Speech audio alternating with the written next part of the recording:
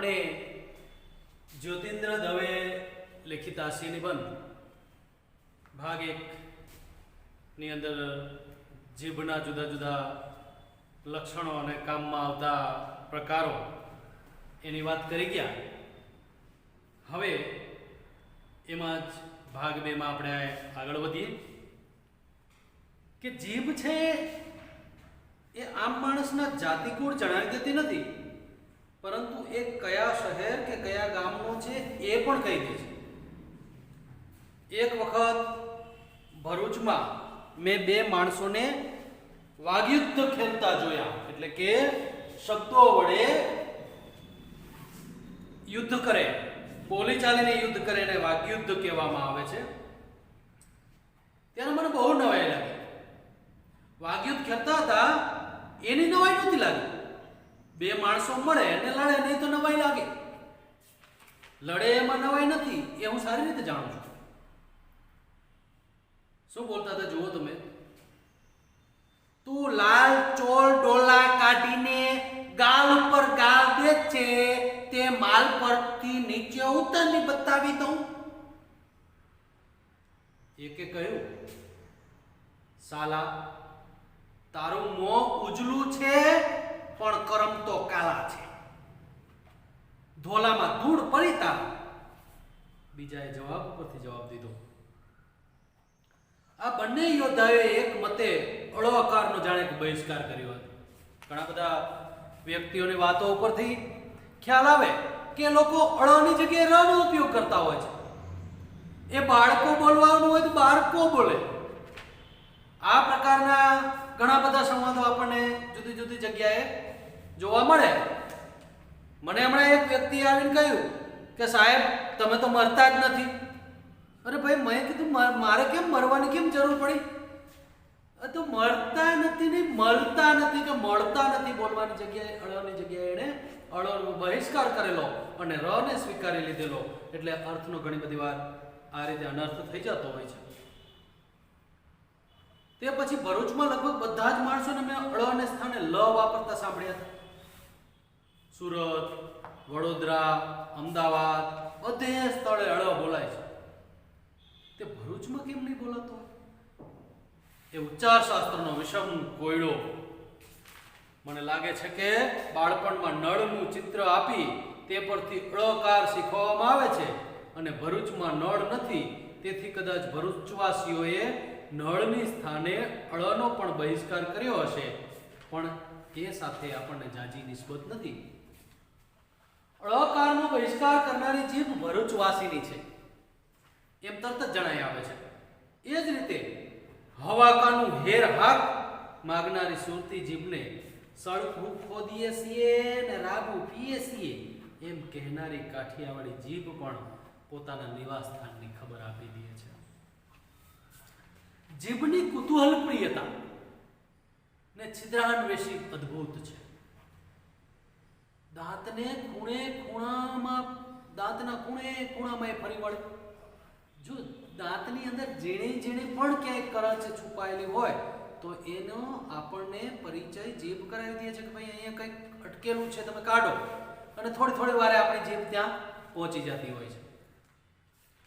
દાંતમાં ગમે ત્યાં કરચ સંતાઈને ભરાઈને બેઠી હોય તો શોધી કાઢે, જંપે જ નહીં. એ વિષયમાં પણ એ અબળા વર્ગ સાથે હરીફાઈમાં ઉતરી શકે એમ છે. મોંમાં કાતરા પડ્યા હોય, ચાંદી પડી હોય તો જીભ વારંવાર ત્યાં જવાની. કૂતરા વગેરે પ્રાણીની જીભમાં ઘાર ઉજવવાની મોટામાં મોટી શક્તિ છે. જો કૂતરાનો એક એ કુદરતી બક્ષિસ છે કે કૂતરાના શરીર ઉપર કોઈ પણ જગ્યાએ ઘાવ લાગેલો હોય અને જો એની જીભ ત્યાં પહોંચી જતી હોય ને તો એ ઘા મટી જતો હોય છે.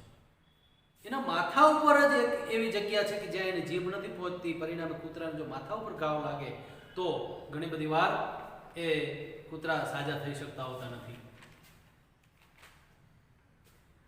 પણ કૂતરા વગેરે પ્રાણીની જીભમાં ઘા ઉજવવાની શક્તિ છે અને તેથી શરીર પર પડેલા ઘાને જીભ વડે ચાટ કરે છે. પણ ઉત્ક્રાંતિ ક્રમમાં આગળ વધતા મનુષ્યની જીભમાંથી ઘા ઉજવવાની શક્તિ જતી રહી. એના સ્થાને ઘા પાડવાની શક્તિ આવી ગઈ. ઘા ચાટી ચાટી વિશાળ ને ઊંડા બનાવવાની શક્તિ મનુષ્યના જીભમાં આવી ગઈ છે. બીજા પ્રાણીઓ કરતા મનુષ્યનું શ્રેષ્ઠત્વ તથા વિશિષ્ટત્વ એની જીભને લીધે છે. અન્ય પ્રાણીઓ કરતા મનુષ્યનું મગજ વધારે બળવાન છે અથવા એનામાં બુદ્ધિ વધારે હોય છે. એ વાત મનુષ્ય અને પ્રાણી બંનેના પરિચયમાં આવનાર કોઈથી પણ મનાય એવી નથી. મનુષ્ય કરતા આંખની બાબતમાં બિલાડી બહુ જ ચપળ, બહુ જ જોઈ શકે એવી, બહુ જ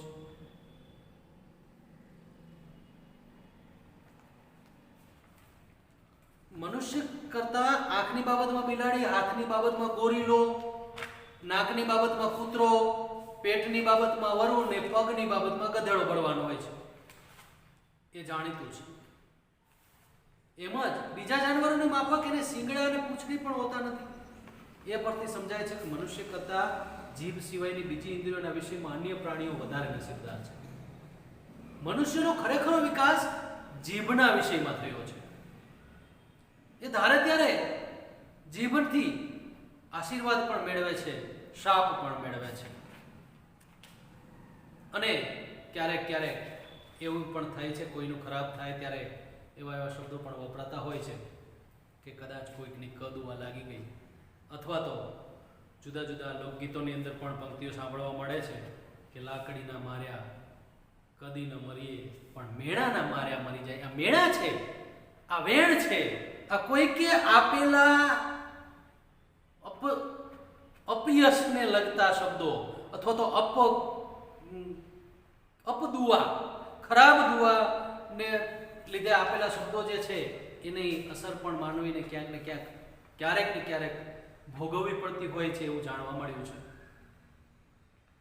મનુષ્યનો ખરેખરો વિકાસ જીભના વિષયમાં થયો છે. કીડી, મકોડા, વંદા આદિને જીભ હોતી નથી. સુખ દુઃખના ધ્વનિ પણ એનાથી કાઢી શકાતા નથી. જો આપણે કેટલા બધા પ્રકારના અવાજો કાઢીએ છીએ, પણ કોઈ દિવસ તમે આ પક્ષીઓને, પ્રાણીઓને એક બે ત્રણ પ્રકાર અલગ અલગ હોઈ શકે, પણ આપણે જેટલા બધા પ્રકારના અવાજ કાઢીએ છીએ એટલા કાઢતા ક્યારે જોયા નહીં. આપણે કોઈ કીડીને બોલતા સાંભળી છે? મકોડાને બોલતા સાંભળ્યો છે? નહીં, ક્યારેય નથી સાંભળ્યો. અને કદાચ એ બોલતા હશે પણ આપણા કાન સુધી એનો અવાજ પહોંચી શકે એટલી એની તીવ્રતા કદાચ ન હોય એવું પણ બને. એથી ઉચ્ચ પ્રકારના પ્રાણીઓ જીભ વડે વિવિધ પ્રકારના ધ્વનિઓનું ઉચ્ચારણ કરી શકે છે. પોપટ વગેરે પક્ષીઓ કંઈક માણસના અવાજને મળતા આવે એવા પ્રકારના ધ્વનિ કાઢે છે. પશુ પંખીઓ, બીજા પશુ પંખીઓ એવું નથી કરી શકતા. જે માટે મનુષ્ય પશુ પંખી કરતા શ્રેષ્ઠ ગણાય છે, એક મનુષ્ય બીજા મનુષ્યને કૂતરા, ગધો, સુવર, હેવાન આવા શબ્દો બોલતા હોય છે. જાનવરો એકબીજાને માણસ, આદમી, ઇન્સાન એમ કહીને કદાચ નહીં ચીડવતા હોય જેટલા આપણે બીજા પ્રાણીઓના ઉદાહરણો આપીને માણસને ચીડવતા હોઈએ છીએ. એટલે એ માણસ કરતા ઉતરતા દરજ્જાના ગણાય છે. મનુષ્ય પોતાને શ્રેષ્ઠ કહી શકે છે જીભ વડે. બીજું કોઈ પ્રાણી પોતાને શ્રેષ્ઠ કહી શકતું નથી. એ જ બતાવે છે કે મનુષ્યની શ્રેષ્ઠતા એની જીભને લીધે જ છે. સમય ને સંજોગોને અનુકૂળ થઈ જવાની જીભની શક્તિ પણ સ્ત્રીના જેટલી જ છે. જો સ્ત્રી છે 18-20 વર્ષ સુધી માવતરે રહી હોય, પિયરમાં રહી હોય, અનેક લાડકોડથી ઉછરી હોય, પણ જ્યારે એના લગ્ન થાય છે, એને પારકે ઘેર જવાનું થાય છે, પોતાના પતિને ઘેર જવાનું થાય છે, જેની સાથે અત્યાર સુધીમાં કોઈ પણ પ્રકારના સંબંધો હતા જ નહીં, કોઈ ઓળખાણ પણ નહોતી, એકદમ અજાણ્યો ઉમરો હતો, છતાં પણ ત્યાં જઈ અને અનુકૂળ થઈ જાય છે. એમ જીભ પણ એ સ્ત્રીની જેમ ક્યારેક ક્યારેક પરિસ્થિતિ પ્રમાણે એ અનુકૂળતા સાધી લેતી હોય છે. પિતાના ઘરના વાતાવરણ કરતા તદ્દન ભિન્ન પ્રકારના વાતાવરણમાં આવેલી નવોઢા, નવી પરિણીત સ્ત્રી નવીન પરિસ્થિતિને અનુકૂળ થઈ જાય, જાણે એ જ વાતાવરણમાં નાનપણથી ઉછરી હોય એમ વર્તવા માંડે, તે જ પ્રમાણે જીભ પણ સંજોગો બદલાતા તરત જ એને અનુકૂળ થઈ જાય છે. સુધારકો પર તીવ્ર બાણ વરસાવતી જીભ સંજોગોમાં ફેરફાર થતા તરત જ સુધારકની પ્રશંસા કરવા મળી પડે છે. ઘરને ખૂણે ઉપરી અમલદારની સખત ઝાટકણી કાઢતી જીભ અમલદારના સાનિધ્યમાં અમલદાર જ્યારે સામે બેઠા હોય ત્યારે એના ગુણગાન ગાવા માંડે. આ આપણી જીભ છે, અત્યાર સુધી ગાળો દેતો હતો અને પણ સાહેબ સામે આવી ગયા એટલે તરત જ એમની પ્રશંસા થવા લાગે છે. એક ગાડીવાળાએ એક નાના છોકરાને એક કંઈક વાંકસર તમાચો મારી દીધો. છોકરો રડતો રડતો પોતાના પિતા પાસે ગયો. એના પિતાનો તો મગજ ગયો, મારા દીકરાને કોણે માર્યો? એના પિતા ઉશ્કેરાઈ ગયો એકદમ. કોણે માર્યો મારા છોકરાને? એની છાલ ઉખેડી નાખું. જોઉં તો ખરો, મારા છોકરાને આંગળી ઉડાડવાની હિંમત કોણે કરી? એમ બોલતો એ છોકરાને લઈને આગળ આવ્યો. છોકરાએ ગાડીવાળાને બતાવીને કહ્યું કે આમણે મને માર્યો. 6 ફૂટ ઊંચો, 200 રતલ વજનવાળો. ગાડીવાળાએ આગળ આવીને કીધું કે હા મેં માર્યો. શું છે? કઈ બાઈ ચડાવવા માંડ્યો પેલો ભાઈ. હવે જુઓ, છોકરાને પિતાની જીભે બદલાયેલો રંગ જોઈને કહ્યું, બહુ સારું કર્યું. એક લાગણો તોય એક જ તમાચો શું કામ માર્યો? મારવા તને 2000, મારા દેખતા હજી એક બીજી થાપટ મારો. આ જ પ્રમાણે બધાની જીભમાં સમયને અનુકૂળ થઈ જવાની શક્તિ રહેલી છે. જેનામાં એ શક્તિ જેટલી વધારે વિકસે ને એટલો એ વધારે પ્રતિષ્ઠા સંપન્ન, સમજુ અને સાણો ગણાય છે. કામિની પેઠે જીભના જાદુને કામણ પણ અનેરા છે. એ મોહિનીના મૌનાસ્ત્ર ભારે અસરકારક છે. એ જીભથી એવા તો પલાળી દે છે, એવા તો બેહોશ કરી નાખે છે કે વ્યક્તિને બીજું કઈ દેખાતું નથી. નયન બાણ કરતા પણ જીહવા બાણ વધારે કાતિલ થઈ જાય છે. ઘણીવાર અમુક ઓળખીતા પુરુષ પર કોઈ સ્ત્રી ફિદા થઈ જવાનું જાણીએ ત્યારે આપણને અત્યંત આશ્ચર્ય થાય. એવું એનામાં શું છે? નથી રંગ, નથી રૂપ, નથી મર્દાનગી, નથી પૈસા, નથી પ્રતિષ્ઠા. એવું તો એ સ્ત્રી એનામાં શું જોયું? એમ સામાન્ય રીતે બધાને લાગે, પણ તન, મન કે ધનના વૈભવ વડે નહીં, એણે તો જીભના જાદુથી સ્ત્રીનો મનને હરી લીધું હોય છે. એ આપણે જાણતા હોતા નથી. અભિમન્યુ પર નયનોના જાદુ અજમાવી ચૂકેલી ઉત્તરાને જીભના જાદુ અજમાવવાનો વધારે અવસર મળ્યો હોત ને તો વીર પુરુષ બનીને રણ સંગ્રામમાં જઈ સ્વર્ગવાસી બનવાને બદલે ધીર પુરુષ બની નમૂનેદાર ગૃહસ્થાશ્રમી થયો હોત. ઈશ્વર પણ જીભને વશ થાય છે. માત્ર મનથી નહીં પણ જીભ વડે સ્તોત્રો ગાય ઈશ્વર પ્રાર્થના આપણે કરતા હોઈએ છીએ અને કરવી જોઈએ. એનું કારણ પણ એ જ છે. શેષનાગની 1000 જીભને લીધે જ જગત ગતિમાન રહી શક્યું છે ને એના પર શયન કરવાને લીધે જ ઈશ્વર પણ જાગ્રત રહી શકે છે. જેમ જેમ દેશની જીભો વિશિષ્ટ પ્રકારની હોય છે તેમ તેમ ભિન્ન ભિન્ન વ્યક્તિની જીભની ખાસિયત પણ જુદી જુદી જાતની હોય છે. કેટલીક જીભો શ્રોતાના કાનની ઉપાસક હોય છે, કેટલીક જીભો એવી હોય છે કે બસ એને કાનની ઉપાસક છે, આખો વખત સાંભળનારના કાનમાં એ ઘૂમ્યા જ કરે. કેટલીક જીભો આત્મ પ્રશંસાની હેલીમાં પોતાને ને સાંભળનારને ડૂબાડી દે છે. બસ જો તમે આ કવિઓ, લેખકો, શાયરી કરનારાઓ, શાયર એ બધાને જોયા હશે. બસ એમને પોતાની પ્રશંસા થાય એ માટે એ જુદે જુદી પોતાના શેર, પોતાની કવિતાઓ, પોતાની કવિતા પંક્તિઓ જે કંઈ છે એ સતત ને સતત રજૂ કર્યા જ રાખે. બસ મોકો મળવો જોઈએ. તો કેટલીક સાંભળનારની ખુશામદમાં રચી પચી રહે છે. કેટલીક જીભો એવી હોય છે કે બસ એ બીજાની વખાણ જ કરે. એમ કહેવામાં આવે છે કે એની જીભમાં તો અમૃત છે. ઘણીવાર તો એના માટે મસ્કા શબ્દ વાપરવામાં આવે છે, મસ્કા પાલિશ કરે છે. કેટલીક જીભો સ્ત્રી મુખને જોઈને વાચાળ થઈ જાય. સ્ત્રીઓને જોઈ એટલે તરત જ મીઠી મીઠી મીઠી ભાષાઓમાં જુદી જુદી રીતે વાતો કરવા લાગતા હોય છે. અન્યથા મોકરીએ, બાકી બીજા કોઈ એવી રીતે બોલે નહીં, પણ સ્ત્રીઓને જોઈ એટલે તરત જ એ મીઠું મીઠું બોલતા તેની પાસે પહોંચી જતા હોય છે. જીભો બહુવ્રીહી સમાસની પેઠે અનન્ય પદ પ્રધાન હોય છે. બીજાના જ મનના વિચારની વાહક બને છે. કેટલીક જીભો કાતરનું કામ કરે છે, બીજાને વઢાવવાનું, બીજાને કાપવાનું, બીજાને ઉતારવાનું અથવા તો બીજાને નીચા પાડવાનું કામ કરતી હોય છે. અને કેટલીક સોયની ગરજ સારે છે કેટલીક જીભ, કેટલીક નેતરની સોટીનો પણ ખ્યાલ આવે છે. ફરીથી પેલી પંક્તિ કહી દઉં કે કાંકરીના માર્યા કદી ન મરીએ, મેણાના માર્યા મરી જઈએ. એ વાત અહીંયા જીભને લાગુ પડતી હોય છે. જીભને આપણે લુલીનું અભિધાન આપ્યું છે.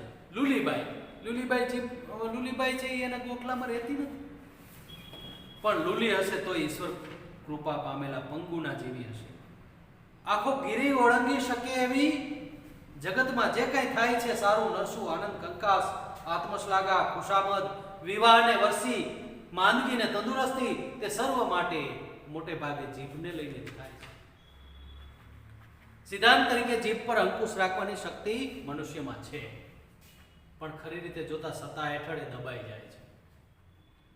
સમાજ, ધર્મ અને કાયદાની રૂએ પુરુષ સ્ત્રીનો સ્વામી છે, પણ વસ્તુતઃ સ્ત્રીનો ગુલામ હોય એમ વર્તે છે. એ જ રીતે જીભના તાબામાં રહીએ છે. એની તંદુરસ્તી, એની નીતિ, એનો વિવેક, એનો ધર્મ, એનું આખું જીવન એની જીભને આધારે જ વિકસે છે અને વણસે છે. મનુષ્ય એટલે જ જીભ. મને લાગે છે કે ઈશ્વરે આ માનવ યંત્ર ઘડ્યું, પણ ક્યાં તો એને બહુ ઉતાવળ કરી નાખી, અને ક્યાં તો યંત્ર ઘડવાનો એને જાજો અનુભવ નહીં હોય. થઈ શકે એટલી એ સગવડ એને કરી નથી. સ્ક્રૂ મૂકવાને બદલે કેટલીક વસ્તુ એને એમની એમ જડી દીધી. જીભને ધારીએ ત્યારે મોંમાંથી છૂટી કરી શકાય એવી રચના કરી હોત તો કેટલી સગવડ થઈ જાત.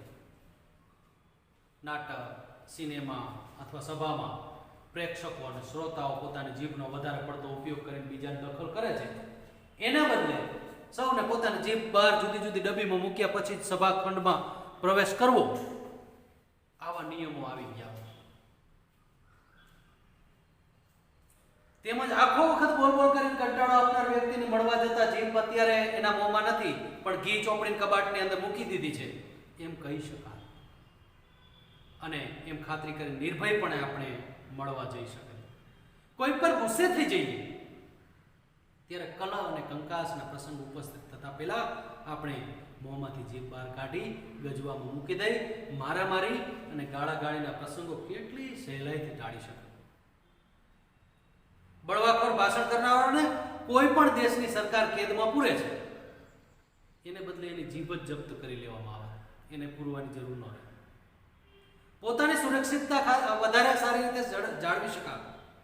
કદાચ કોઈ વાર જીભની અદલાબદલી પણ થઈ જાત, પણ એમાં કંઈ નુકસાન ન થતા ઉલટો ફાયદો જ થાત. બાળકના મોંમાં કોઈ વૃદ્ધની જીભ આવતા તે અનુભવ ભરી વાણીના ઉદ્ગાર કાઢી શકાય.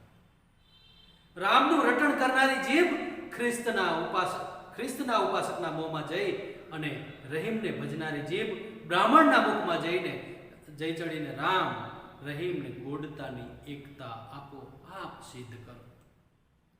હજી ઈશ્વરને આટલો સુધારો કરવાનું સૂજે તો ખોટું શું છે?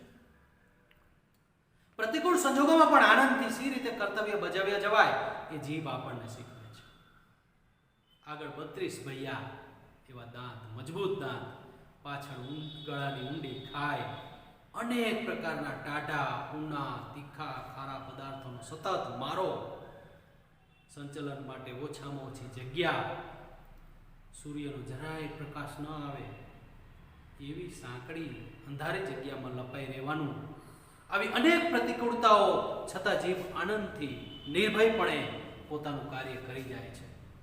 ખાનપાનનો રસાસ્વાદ માણી અંદરનો ને મનને, હૃદયના વિચાર ભાવોને વ્યક્ત કરી બહારનો સંસાર એ સાચવે છે. અને સુખી થવું હોય તો મનુષ્યએ સંસારમાં જલકમલવત નહીં પણ મુખ જીભવત રહેવું એવો સાંભળે તેને ઘેરો ને ગુઢ બોધ વગર બોલીએ સંભળાવે છે એ જીભ છે. વિદ્યાર્થી મિત્રો, આ આપણા જીભ છે આ શ્રેણીબંધ અત્યારે પૂરો થાય છે. આના પ્રશ્નોના ઉત્તર છે એ તમારે તમારી નોટબુકની અંદર